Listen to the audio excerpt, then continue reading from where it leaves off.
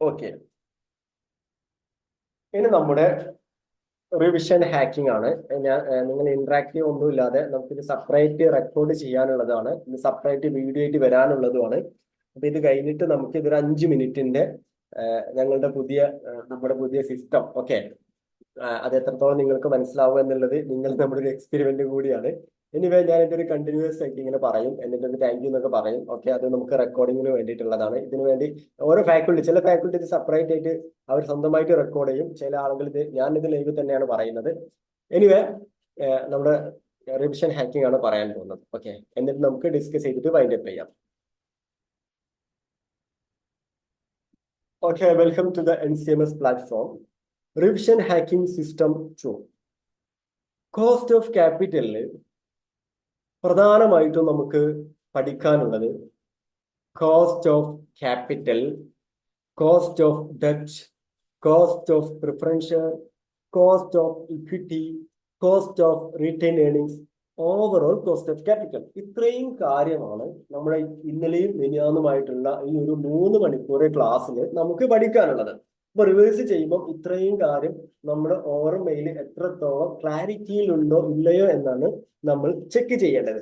അത് നിങ്ങൾ ഈ ഒരു വീഡിയോ കാണുന്നതിലൂടെ, നിങ്ങൾക്ക് തരുന്ന നോട്ടിലൂടെ നിങ്ങൾ എന്ത് ചെയ്യാം, എത്രത്തോളം എന്റെ മൈൻഡിൽ ഓരോന്നും ഉണ്ട് എന്ന് നിങ്ങൾ തന്നെ സ്വയം ചെക്ക് ചെയ്യാം. കോസ്റ്റ് ഓഫ് ഡെപ്റ്റില് നമ്മൾ പ്രധാനമായിട്ടും ആ കോസ്റ്റ് ഓഫ് ഡെപ്റ്റ് കാണാനുള്ള equation I × 1 - T divided by issue price. Irredeemable ആണെങ്കിൽ ഓർ പെർപെച്വൽ ഡെപ്റ്റ് ആണെങ്കിൽ, റെഡീമബിൾ ആണെങ്കിൽ I × 1 - T plus 1/n × RV - NP divided by half RV plus NP. Flotation cost ഉണ്ടെങ്കിൽ ഇഷ്യൂ പ്രൈസ് മൈനസ് ചെയ്യണം. നമ്മൾ പഠിച്ചിട്ടുള്ള ഒരു ഷോർട്ട് കട്ട്, ഇഷ്യൂ ചെയ്യുന്നത് പ്രീമിയത്തിനാണെങ്കിൽ, ഓക്കെ, പ്രീമിയത്തിനാണെങ്കിൽ ഡിനോമിനേറ്റർ 100ന്റെ മുകളിലായിരിക്കും. അപ്പൊ നമ്മുടെ ആൻസർ എന്ന് പറയുന്നത് I × 1 - T തൊട്ട് താഴെയായിരിക്കും. ഇഷ്യൂ ചെയ്യുന്നത് ഡിസ്കൗണ്ടിലാണെങ്കിൽ ഡിനോമിനേറ്റർ 100ന്റെ താഴെയായിരിക്കും. നമ്മുടെ ആൻസർ I × 1 - T തൊട്ട് മുകളിലായിരിക്കും ഉണ്ടാവുക. ദെൻ റെഡീമബിൾ RV നിങ്ങൾ പ്രത്യേകം ശ്രദ്ധിക്കണം, ഏതാണ് റെഡീമബിൾ വാല്യൂ എന്ന് നിങ്ങൾക്ക് മനസ്സിലാക്കാൻ പറ്റും. ഇതാണ് കോസ്റ്റ് ഓഫ് ഡെപ്റ്റിൽ നമ്മൾ പഠിച്ചിട്ടുള്ളത്. Cost of preferential is nothing but it is similar to cost of debt. But ഇവിടെ ഡിഫറെന്റ് എന്താണെന്ന് വെച്ചാൽ ഐക്ക് പകരം ഡി ആയിരിക്കും. ബട്ട് D × 1 - T ഉണ്ടാവില്ല. ഡിവിഡൻഡ് എപ്പോഴും ആഫ്റ്റർ ടാക്സ് ആയതുകൊണ്ട് D/MP ഓർ NP ആയിരിക്കും. അല്ലെങ്കിൽ D പ്ലസ് റെഡീമബിൾ ആണെങ്കിൽ D plus 1/n × RV - NP divided by half RV plus NP. Same cost of ഡെപ്റ്റ് പോലെ തന്നെ I × 1 - T എന്നുള്ളതിന് പകരം D മാത്രമാണ്. ടാക്സ് റേറ്റ് തന്നു കഴിഞ്ഞാലും D × 1 - T നമ്മൾ ചെയ്യില്ല. ഇനി കോസ്റ്റ് ഓഫ് ഇക്വിറ്റി, വളരെ ഇമ്പോർട്ടന്റ് ആയിട്ടുള്ള കോസ്റ്റ് ഓഫ് ഇക്വിറ്റി. 4 മെത്തേഡിലൂടെയാണ് കോസ്റ്റ് ഓഫ് ഇക്വിറ്റി നമ്മൾ കാണാൻ പഠിച്ചിട്ടുള്ളത്. Dividend, price approach. ഇത് സെയിം നമ്മൾ നേരത്തെ പഠിച്ചിട്ടുള്ള കോസ്റ്റ് ഓഫ് ഡെപ്റ്റും കോസ്റ്റ് ഓഫ് പ്രിഫറൻസും എന്താണോ പഠിച്ചത് അത് തന്നെ D/MP തന്നെയാണ് എന്ത് ഡിവിഡൻഡ് പ്രൈസ് അപ്രോച്ച്.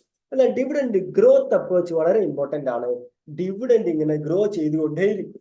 അപ്പൊ നമ്മൾ പഠിച്ച ഇക്വേഷൻ എന്ന് പറയുന്നത് D1/MP പ്ലസ് G ആണ്. എന്നാൽ ക്വസ്റ്റ്യനില് D1 ആണോ D0 ആണോ? 2 ഇക്വേഷൻ പഠിച്ചിട്ടുണ്ട്. D0 × 1 + G divided by MP plus G. D1 എന്ന് വെച്ചാൽ dividend at the end of the year ആണ്. ഓക്കെ, നെക്സ്റ്റ് ഇയർ ഡിവിഡൻഡ് ആണ്, എക്സ്പെക്ടഡ് ഡിവിഡൻഡ് ആണ്. D0 എന്ന് വെച്ചാൽ previous year dividend, dividend at the beginning of the year, dividend pays annually എന്നൊക്കെയാണ്. നമുക്ക് ഇവിടെ വളരെ ശ്രദ്ധിക്കാനുള്ളത് ക്വസ്റ്റ്യൻ തമ്മിലുള്ള ഡിവിഡൻഡ് D0 ആണോ D1 ആണോ എന്ന് ചെക്ക് ചെയ്യണം. D0 ആണെങ്കിൽ നമ്മൾ ഇക്വേഷൻ അല്ല പഠിച്ചിട്ടുള്ളത്. ലോജിക്കലി D0 ഒരു 1000 ആണ്. ഗ്രോത്ത് 10% ആണെങ്കിൽ 1000ന്റെ 10% നമ്മൾ ലോജിക്കലി എന്ത് ചെയ്യുന്നു? 1000ന്റെ 10%, 100, 1000ന്റെ കൂടെ 100 ആഡ് ചെയ്തിട്ട് D1 1100 ആയിരിക്കും. ഇങ്ങനെ നമ്മൾ ലോജിക്കലി കാണും. ഇതാണ് dividend growth approach. Then CAPM method, ഇതിലാണ് എന്ത് ചെയ്യുന്നത്? റിസ്ക്നെസ് ഇതിലാണ് ഉള്ളത്. നമ്മൾ നേരത്തെ പറഞ്ഞിട്ടുള്ള റിസ്ക് ഫാക്ടേഴ്സ് ഒക്കെ വരുന്നത് cost of capital consist return at 0 risk level, business risk, financial risk. ഇവിടെ എന്ത് വരുന്നുണ്ട്? RF പ്ലസ് കാപ്പം മെത്തേഡ് കാണാൻ ഇക്വേഷൻ എന്ന് പറയുന്നത് RF plus beta × RM minus RF. RM minus RF നമ്മൾ എന്ത് പറയുന്നു? മാർക്കറ്റ് റിസ്ക് പ്രീമിയം എന്നും പറയും. ഇത് നമ്മൾ ഡയറക്റ്റ്ലി എന്ത് ചെയ്യുന്നു? കാൽക്കുലേറ്റ് ചെയ്യുന്നത് നമ്മൾ കൃത്യമായിട്ട് നല്ല ക്ലാരിറ്റി വന്നിട്ടുണ്ട്. ദെൻ ഫോർത്ത് വൺ ആണ് earning price ratio method. Earning per ഷെയറിന്റെ ബേസിൽ എത്ര മാർക്കറ്റ് പ്രൈസിന്റെ എത്ര ശതമാനമാണ് എന്ത് പറയുന്നത് ഏർണിംഗ് പെർ ഷെയർ എന്നുള്ളതാണ് ഏർണിംഗ് പ്രൈസ് റേഷ്യോ മെത്തേഡ് നമ്മൾ പറഞ്ഞിട്ടുള്ളത്. Total net income divided by number of share holders കണ്ടാൽ നമുക്ക് എന്ത് കിട്ടും? ഏർണിംഗ് പെർ ഷെയർ കിട്ടും. അതിന്റെ ബേസിൽ നമ്മൾ എന്ത് കാണുന്നു? കോസ്റ്റ് ഓഫ് ഇക്വിറ്റി കാണുന്നു. ഇതാണ് cost of equity area complete നമ്മൾ എന്ത് ചെയ്തത് പഠിച്ചിട്ടുള്ളത്. ഈ ഭാഗവും നിങ്ങൾക്ക് ക്ലിയർ ആണെന്ന് വിചാരിക്കുന്നു. പിന്നെ നമ്മൾ പഠിച്ചിട്ടുള്ളത് കോസ്റ്റ് ഓഫ് റീറ്റെയിൻ ഏർണിങ്സ്. ഇന്ന് പഠിച്ചിട്ടുള്ള കാര്യമാണ്. Cost of retain earning is the opportunity cost of investment forgone by investors. അപ്പൊ ആ ഒരു ഓപ്പർച്യൂണിറ്റി കോസ്റ്റ് മൈൻഡിലേക്ക് വന്നു കഴിഞ്ഞാൽ എന്താണ് ഓപ്പർച്യൂണിറ്റി കോസ്റ്റ് എന്ന് വരണം. അവർ ഫോർഗോൺ ചെയ്യുന്ന ഡിവിഡൻഡ് ആയിട്ട് ഡിസ്ട്രിബ്യൂട്ട് ചെയ്താൽ അവര് ആഫ്റ്റർ ടാക്സും അവർ ബ്രോക്കറേജും കൊടുത്താൽ അവർക്ക് ഇത്ര ഡിവിഡൻഡ് കിട്ടുമായിരുന്നു. അത് ഫോർഗോൺ ചെയ്തിട്ടാണ് അവർ റീറ്റെയിൻ ചെയ്ത് വെക്കുന്നത്. So there is a cost. Retain ചെയ്യുന്നതിനും കമ്പനിക്ക് ഒരു കോസ്റ്റ് ഉണ്ട്. എന്താണ് ആ cost? Equity share holders expect ചെയ്യുന്ന റിട്ടേണിന്റെ കൂടെ ടാക്സും ബ്രോക്കറേജും അഡ്ജസ്റ്റ് ചെയ്തിട്ടുള്ളതാണ് ആ ഒരു cost. So cost of equity into 1 - T into 1 - P. പിന്നെ നമ്മൾ പഠിച്ചിട്ടുള്ളത് ഓവറോൾ കോസ്റ്റ് ഓഫ് ക്യാപിറ്റൽ ആണ്. Overall cost of capital is nothing but നമ്മൾ just proportion into expected cost. അപ്പൊ വെയിറ്റഡ് കോസ്റ്റ് കിട്ടും. ഓരോന്നിന്റെ പ്രൊപ്പോർഷൻ ഇൻറ്റു എക്സ്പെക്ടഡ് കോസ്റ്റ്. അത് നമ്മൾ logically proportion percentage ആണ് കാണുക. 30ന്റെ എത്ര പെർസെന്റേജ് ആണ് 8 എന്നാണ് നമ്മൾ നോക്കുന്നത്. അത് നമ്മൾ ഈക്വലി 3 8 24 കാണുന്നു. 2.4. അങ്ങനെ ഓരോ വെയിറ്റഡ് കോസ്റ്റും ആഡ് ചെയ്യുന്ന സമയത്ത് നമുക്ക് എന്ത് കിട്ടും? ഓവറോൾ കോസ്റ്റ് ഓഫ് ക്യാപിറ്റൽ കിട്ടും. അപ്പൊ ഇത്രയും എന്റെ കോസ്റ്റ് ഓഫ് ക്യാപിറ്റലിന്റെ ഒരു 3 മണിക്കൂറിനെയാണ് ഏകദേശം ഞാനൊരു 5 മിനിറ്റിലേക്ക് ഷോർട്ട് ആക്കിയിട്ടുള്ളത്. ഇതാണ് നിങ്ങളുടെ ലാസ്റ്റ് ടൈമിൽ ഈ ഒരു റിവിഷൻ ഹാക്കിംഗ് എന്ന് പറയുന്ന കോൺസെപ്റ്റ് ഞങ്ങൾ ഉദ്ദേശിക്കുന്നത്. എനിവേ നിങ്ങൾക്ക് എല്ലാവർക്കും മനസ്സിലായി എന്ന് വിചാരിക്കുന്നു. Okay, thank you. ഇനി ഈ താങ്ക് യു നമ്മുടെ റെക്കോർഡിങ്ങിലേക്കൊക്കെ ഉള്ള താങ്ക് യു ആണ് കേട്ടോ. എനിവേ നമ്മുടെ കോസ്റ്റ് ഓഫ് ക്യാപിറ്റൽ കഴിഞ്ഞു. നമുക്ക് ഇനി പറയാനുള്ളത് ക്യാപിറ്റൽ ബഡ്ജറ്റിംഗ് ആണ്. അതിപ്പം പറയുന്നില്ല. എനിവേ നിങ്ങളുടെ പിന്നെ ഈ സമയം നമുക്ക് എന്താണ് പിന്നെ ഞാനൊരു സ്റ്റോപ്പ് ഷെയർ കൊടുക്കട്ടെ.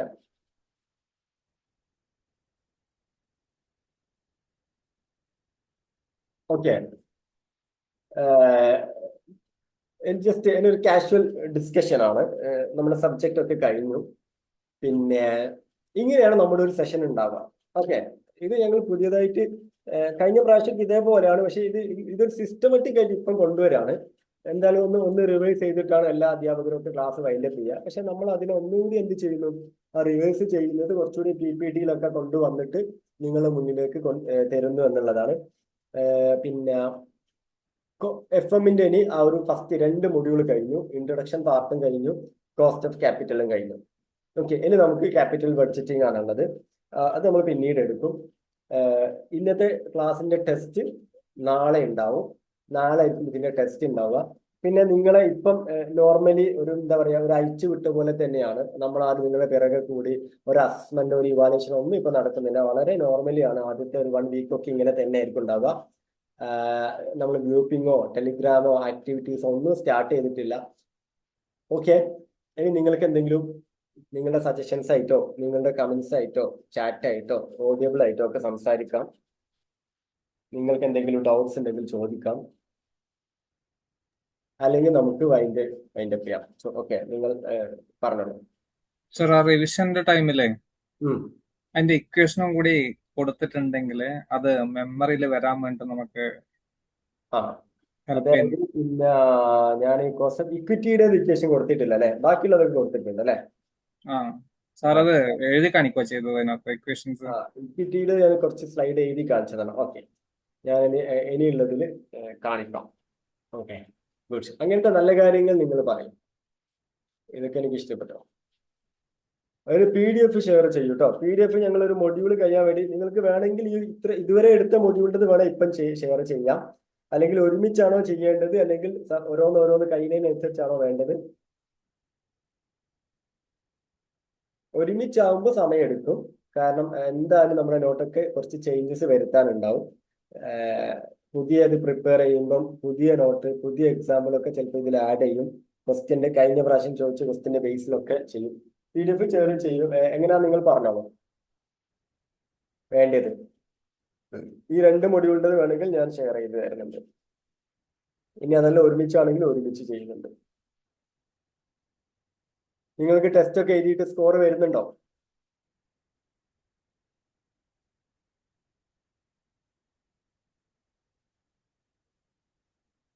എപ്പോഴും നമ്മൾ എയിം മറക്കരുത്. നമ്മുടെ എയിം എന്ന് പറയുന്നത് JRF തന്നെയാണ്. നമ്മൾ ചുമ്മാ ഒരു 150 ഫോക്കസ് ചെയ്യുന്നത്, ഒരു 180 അല്ല ഫോക്കസ് ചെയ്യുന്നത്, ഒരു 230 എബോയാണ്. അപ്പൊ നമ്മൾ ഓരോന്നും അത്രക്ക് ക്ലാരിറ്റിയിൽ നമുക്ക് ചെയ്യാൻ പറ്റണം. ഓക്കെ, നിങ്ങൾ ഇതിൽ നമ്മുടെ ലൈവ് ക്ലാസ്സിലുള്ള ആളുകൾ എത്ര പേര് വീണ്ടും പിന്നെ ആപ്ലിക്കേഷൻ റെക്കോർഡിങ്സ് എത്ര പേര് ഡിപ്പെൻഡ് ചെയ്യാറുണ്ട്? അത് നമ്മൾ പിന്നെ സംസാരിച്ചിട്ടുണ്ട്. പിന്നെ ആപ്ലിക്കേഷൻ ഈ 1.5 അത് എന്തായാലും നമുക്കത് റെഡി ആകും കേട്ടോ. അത് പിന്നെ നമ്മൾ ടെക്നോളജി ടീമുമായിട്ട് നമ്മൾ സംസാരിച്ചിട്ടുണ്ട്. ഇപ്പൊ നിങ്ങൾക്ക് അതിൽ നോർമൽ സ്പീഡാണുള്ളത്. അത് നമ്മൾ എന്ത് ചെയ്യുന്നുണ്ട്, 1.25 1.5 2x ആ സ്പീഡിലേക്കുള്ള നമ്മുടെ ശ്രമത്തിലാണ്. ഓക്കെ, അത് ശരിയാവും. അത് കുറച്ച് ആളുകളൊക്കെ നമ്മളോട് പറയുന്നുണ്ട്. അപ്പൊ ഞങ്ങൾ ഇത് ആപ്പ് പർച്ചേസ് ചെയ്തതാണ് ഞങ്ങളായിട്ട്. കാരണം ഇത് നമ്മുടെ പേരിലല്ല, എജുസാപ്പ് എന്ന് പറഞ്ഞൊരു കമ്പനിയാണ് ഹൈലൈറ്റ് ബിസിനസ് പാർക്കിലൊക്കെ ഉള്ളത്. അപ്പം ഇത് ആദ്യം 1.5x ഉണ്ട് എന്ന് പറഞ്ഞിരുന്നു അവർ. പക്ഷെ നമുക്ക് കഴിഞ്ഞ ക്രാഷിൽ നമുക്കത് കിട്ടിയിട്ടില്ല. പക്ഷെ അത് നമ്മൾ ആദ്യം ഞങ്ങൾ ചെയ്യുന്നില്ല എന്ന്, പക്ഷെ നമുക്കത് ചെയ്യാൻ പറ്റുന്നതാണ്. ഞങ്ങളത് അവരോട് പറഞ്ഞിട്ടുണ്ട്. ഓക്കെ, അത് ശരിയാവും. എനിവേ, അതുപോലെ പിന്നെ നമ്മള് ആ വീഡിയോ റെക്കോർഡ് വീഡിയോ കാണുന്ന സമയത്ത് അത് പോസ് ചെയ്ത് കഴിഞ്ഞാല് ഈ ഇതിന്റെ ഈ സ്ക്രീനാ ലോഗോ ആണ് വരുന്നത്. അതെ, അതും റെഡിയാവും. അത് നിങ്ങൾക്ക് ഇപ്പൊ ഒരു സൊല്യൂഷൻ ഉള്ളത് വെച്ചാല് നിങ്ങൾക്ക് നോട്ട് ചെയ്താനാണെങ്കിൽ പിന്നെ അത് സ്ക്രീൻഷോട്ട് ചെയ്ത് വെക്കാം. പക്ഷെ അതും ഞങ്ങൾ ഓൾറെഡി ടെക് ടീമുമായിട്ട് സംസാരിച്ചിട്ടുണ്ട്. അപ്പൊ അവരും പിന്നെ അത് ഡിഫോൾട്ട് ആക്കിയിട്ട് കംപ്ലൈന്റ് കൊടുത്തതാണ്. അത് റെഡിയാവും. ഇപ്പൊ നിങ്ങൾ എന്ത് ചെയ്യാന്ന് വെച്ചാൽ പോസ്റ്റ് ചെയ്യാൻ ഉദ്ദേശിക്കുന്ന സമയം ഉണ്ടല്ലോ, ആ സമയത്ത് അത് സ്ക്രീൻഷോട്ട് എടുത്ത് വെക്കുക. എന്നിട്ട് അങ്ങനെ ഇപ്പൊ മാനേജ് ചെയ്യാം. പക്ഷെ അത് നമ്മൾ അവരോട് പറഞ്ഞിട്ടുണ്ട്. അവർ ഓൾറെഡി നമുക്ക് വന്ന 2 കംപ്ലൈന്റ് ആണ്. ടെക്നോളജി ആസ്പെക്ട് എന്നാണ് നമുക്ക് വന്ന 2 കംപ്ലൈന്റുകളും ഈ ഒരു 2 കാര്യങ്ങളാണ്. ഞങ്ങൾ അവരുമായിട്ട് അത് ഡിസ്കസ് ചെയ്തിട്ടുണ്ട്. സ്വന്തമായിട്ടുള്ള ആപ്പ് അല്ലാത്തത് കൊണ്ടുള്ള കുറച്ച് ലിമിറ്റേഷൻസ് ആണ്. കാരണം ഞങ്ങൾ ഓൺ പ്രോഡക്റ്റ് അല്ല, ഇത് പർച്ചേസ് ചെയ്ത ആപ്പാണ്. ഓക്കെ, പക്ഷെ എന്നാലും നമുക്കത് പരിഹരിക്കാവുന്ന ഒരു നല്ല ടീമാണ് അവർ. അത് ഇത് ചെയ്ത് തരും. ഓൾറെഡി ഡിസ്കസ് ചെയ്തിട്ടുണ്ട്. ഓക്കെ, ഇതിപ്പോ നാളെയൊക്കെ നമുക്ക് പിന്നെ ഇനി വീണ്ടും സ്റ്റാറ്റിയുടെ കൂടെ ഇനി തിയറി പാർട്ടും കൂടി നിങ്ങൾക്ക് വരും. ഓക്കെ, നാളെ മുതൽ ടൈമിംഗ് പറഞ്ഞ പോലെ 10 to 11 ആയിരിക്കും ഉണ്ടാവുക രാത്രിയത്തെ ടൈമിംഗ് എന്ന് പറയുന്നത്. ഓക്കെ, നിങ്ങൾക്ക് ബുദ്ധിമുട്ടില്ല എന്ന് വിചാരിക്കുന്നു. കാരണം എല്ലാവർക്കും അറിയാം നാളെ മുതൽ നോമ്പ് സ്റ്റാർട്ട് ചെയ്യാണ്. അപ്പം ആ ഒരു മാസം മാത്രം നിങ്ങളൊന്ന് നമ്മുടെ കൂടെ സഹകരിക്കണം എന്നാണ് ഞങ്ങൾ നോർമലി വിചാരിച്ചിട്ടുള്ളത് ഒരു വീക്കില് പിന്നെ 12 മണിക്കൂറാണ്. അതായത് എല്ലാ ദിവസവും ഒരു ദിവസം ഓഫ് ആയിരിക്കും, ബാക്കി 6 ദിവസവും 2 ഹവർ വെച്ചിട്ട്. അപ്പൊ നമുക്ക് നോമ്പിന് എന്ത് ചെയ്യുന്ന വെച്ചാൽ ലീവ് ഇല്ല, എല്ലാ ദിവസവും 1 ഹവർ. അപ്പൊ നമുക്ക് 7 ഹവർ കിട്ടും. ദെൻ സാറ്റർഡേ സൺഡേ എന്ത് ചെയ്യുന്നു, ഡേ ടൈമിൽ 2 ഹവർ കിട്ടും അതിന്റെ പുറമെ. അപ്പം 7 + 4 11 നോർമൽ ഹവർ തന്നെ നമുക്ക് നിങ്ങൾക്ക് പ്രൊവൈഡ് ചെയ്യാൻ പറ്റും. ഓക്കെ, ഇനി എന്തെങ്കിലും ഉണ്ടോ? പേപ്പർ 2 ഫുൾ കഴിഞ്ഞിട്ടാണോ പേപ്പർ 1ലേക്ക് നമ്മൾ സ്വിച്ച് അല്ല ചെയ്യുക? അല്ലല്ല, പേപ്പർ 1 ഒരിക്കലും അങ്ങനെയല്ല. അത് നമുക്ക് നല്ല മെത്തേഡേ അല്ല. പേപ്പർ 1 നമ്മൾ ഇതിന്റെ കൂടെ തന്നെ പിന്നെ ചെയ്യും. പേപ്പർ 1 ഏകദേശം ഇപ്പം ഒരു 1 വീക്ക് കഴിഞ്ഞാൽ പേപ്പർ 1 സ്റ്റാർട്ട് ചെയ്യും. 1 or 2 വീക്കിന് ഇടയിൽ തന്നെ സ്റ്റാർട്ട് ചെയ്യും. പേപ്പർ 1 ലോജിക്കലോ അല്ലെങ്കിൽ പീപ്പിളോ ആയിരിക്കും നമ്മുടെ സ്റ്റാർട്ടിങ് വരിക. ഓക്കെ, പേപ്പർ 1 കുറച്ചുകൂടി പുറത്തുള്ള 2 ഫാക്കൽറ്റീസും പേപ്പർ 1 വരുന്നുണ്ട്. നമുക്ക് നല്ല ഫീഡ്ബാക്ക് ഉള്ള ലോജിക്കലും ഒക്കെ നല്ല ഫീഡ്ബാക്ക് ഉള്ള ഫാക്കൽറ്റി തന്നെയാണ്. ഇതിന്റെ കൂടെ തന്നെ വരും പേപ്പർ 1. രണ്ടും ഒരുമിച്ചാണ് പോകേണ്ടത്. ഇനി നമുക്ക് ഒരാഴ്ചയിൽ ഇത്ര ദിവസം പേപ്പർ 1, ഇത്ര ദിവസം പേപ്പർ 2, അത് കറക്റ്റ് ഷെഡ്യൂളായിട്ട് പോകും. നിങ്ങൾ പഠിക്കേണ്ടതും അങ്ങനെ തന്നെയാണ്. പേപ്പർ 2 പഠിച്ചു കഴിഞ്ഞിട്ടല്ല പേപ്പർ 1. നമുക്ക് രണ്ടും ഒരുമിച്ചാണ് എക്സാം. അതുകൊണ്ട് തന്നെ ഒരുമിച്ച് തന്നെ പഠിക്കാനും പറ്റണം. ഓക്കെ, പിന്നെന്താ, ക്ലാസ് ഒക്കെ നിങ്ങൾക്ക് ടൈം ടേബിൾ ഇടും. ഓക്കെ, ഇനി അടുത്ത ഒരു 1 വീക്ക് ടൈം ടേബിൾ നമ്മൾ ഷെഡ്യൂൾ ചെയ്യും. Okay, 1 week time table already schedule ചെയ്യും. അതിൽ എന്തെങ്കിലും മാറ്റം ഉണ്ടെങ്കിൽ ഞങ്ങൾ പറയും. ഓക്കെ, എനിവേ നിങ്ങൾക്ക് NCMS പ്ലാറ്റ്ഫോം ഒക്കെ ഇഷ്ടപ്പെട്ടോ? നിങ്ങൾ എക്സ്പെക്ട് ചെയ്ത പോലൊക്കെ കിട്ടുന്നുണ്ടോ?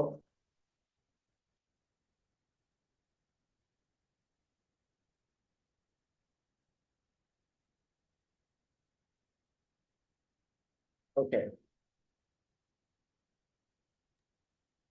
എനിവേ നിങ്ങൾ എല്ലാവർക്കും നല്ല സ്കോർ ചെയ്യട്ടെ. എപ്പോഴും JRF വേണ്ടി മാത്രം ഇടയ്ക്കിടയ്ക്ക് JRF സംസാരിക്കണം. ഇടയ്ക്കിടയ്ക്ക് JRF തന്നെയാണ് നമ്മുടെ മുന്നിൽ ഉണ്ടാവേണ്ടത്. നമുക്ക് ഇഷ്ടപ്പെട്ട കോളേജ്, ഇഷ്ടപ്പെട്ട യൂണിവേഴ്സിറ്റിയിൽ നമുക്ക് ഇഷ്ടപ്പെട്ട ടോപ്പിക്ക്, ഒരു പണി ഉണ്ടാവില്ല. രാവിലെ 9:00 ഒരു സൈൻ ചെയ്യുക, വൈകുന്നേരം 4:00 ഒരു സൈൻ ചെയ്യുക. പിന്നെ നമ്മൾ കുറെ യാത്രകള്, കുറെ വർക്ക്ഷോപ്പ്, കുറെ സെമിനാറ്, അങ്ങനെ ആ ഒരു വർഷം കൊണ്ട് ആദ്യത്തെ ഒരു വർഷം എങ്ങനെ റിസർച്ച് ചെയ്യണം എന്നുള്ള ഐഡിയ ഉണ്ടാക്കല, മറ്റൊന്നുമല്ല. ആദ്യത്തെ വർഷം വേറെ ഒന്നും ചെയ്യാനില്ല. ഒരുപാട് ഒരുപാട് ഫ്രീ വർക്ക്ഷോപ്പ് ഉണ്ടാവും, പെയ്ഡ് വർക്ക്ഷോപ്പ് ഉണ്ടാവും. അവിടെയൊക്കെ നമ്മൾ ഫ്രണ്ട്സിന്റെ കൂടെ പോകുന്നു, അത് അറ്റൻഡ് ചെയ്യുന്നു. അങ്ങനെ ചുമ്മാ അങ്ങനെ കറങ്ങി നടക്കുകയാണ് ആദ്യത്തെ വർഷമൊക്കെ ഉണ്ടാവുക. ഓക്കെ, അപ്പൊ അതൊക്കെ നിങ്ങളുടെ മൈൻഡിൽ എപ്പോഴും അതൊക്കെ വേണം. JRF കിട്ടിയാൽ നിങ്ങൾക്ക് ഇഷ്ടപ്പെട്ട കോളേജ്, ഇഷ്ടപ്പെട്ട ഇൻസ്റ്റിറ്റ്യൂട്ട്. ഓക്കെ, അപ്പൊ ആ ഒരു കാര്യം തന്നെ വേണം.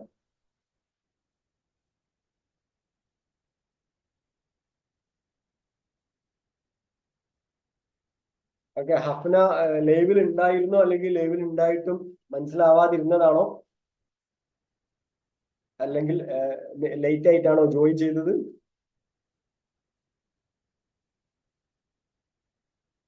ഇനി ഒരുപാട് നിങ്ങൾ ലേറ്റ് ആയി. ഓക്കെ, നമ്മുടെ ആപ്പിൽ നാളെ ഉച്ച ആകുമ്പോഴേക്ക് തന്നെ റെക്കോർഡിങ്സ് അവൈലബിൾ ആവും.